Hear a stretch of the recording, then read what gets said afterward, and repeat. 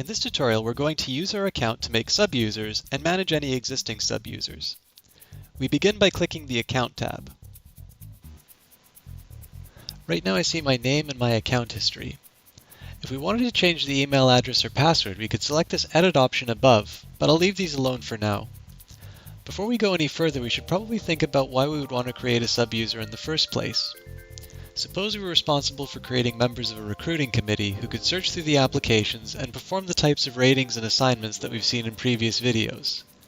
Sub-users are a fast way of creating accounts that can perform these kinds of tasks that can be managed entirely from under your Accounts tab.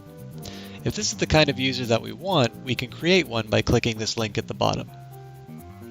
Each account must have a unique username and email address. We must also set up the account with a password, though it's a good idea for the user to change this right away, especially if we set a generic one. Finally, we have the option of sending the user an email informing them of the new account creation. When we're ready to go, we hit the Create New Account button. We can see our new sub-user at the bottom of the account page. If we'd like to take the perspective of this user, we can do so by clicking the Switch button located on the right. Here, the account page is helpful in telling us what perspective we've currently taken.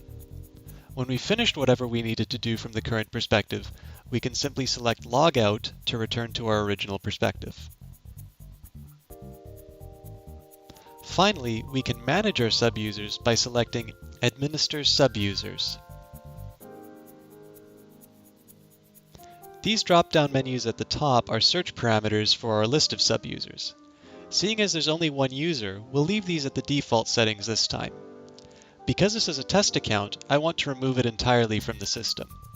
I do this by going to the drop-down menu in Update Options and selecting Delete the selected users. Notice that this list also contains a block and unblock option if we require something less permanent than deletion. After we've selected our option, we click the checkbox beside the users we want to apply this to and select Update.